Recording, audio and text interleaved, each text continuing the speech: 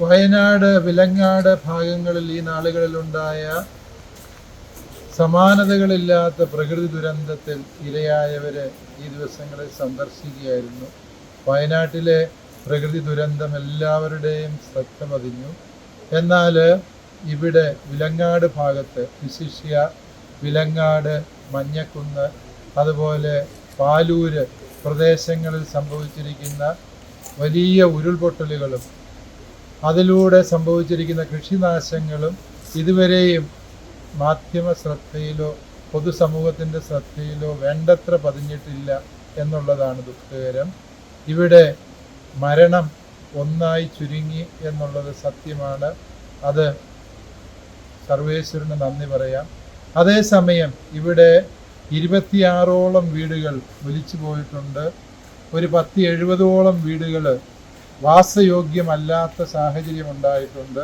ഒരു 400ഓളം ഏക്കറിൽ കൃഷി സമ്പൂർണമായും നഷ്ടപ്പെട്ടു പോയിട്ടുണ്ട്. കൃഷി നഷ്ടപ്പെട്ടു എന്ന് മാത്രമല്ല, ആ കൃഷിഭൂമികൾ ഇനി ഒരിക്കലും ഉപയോഗിക്കാനാവാത്ത വിധം ആയിത്തീർന്നു എന്നുള്ളതാണ് സത്യം.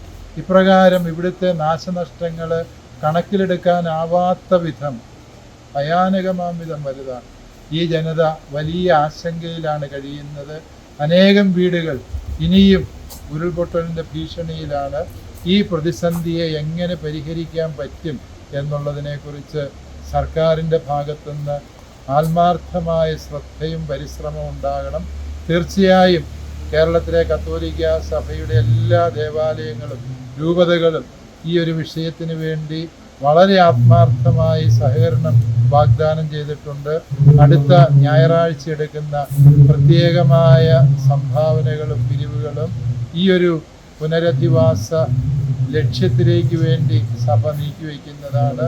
പക്ഷേ ഇതെല്ലാം മനുഷ്യരും നാനാജാതി മതസ്ഥര്, ജാതി മത വർണ്ണ വർഗ ഭേദമന്യേ, രാഷ്ട്രീയ ഭേദമന്യേ ഒരുമിച്ച് നിൽക്കുകയും ഈ ജനതയുടെ പുനരധിവാസം സാധ്യമാവുകയും ചെയ്യേണ്ട സന്ദർഭമാണ് എന്നോർക്കുന്നു.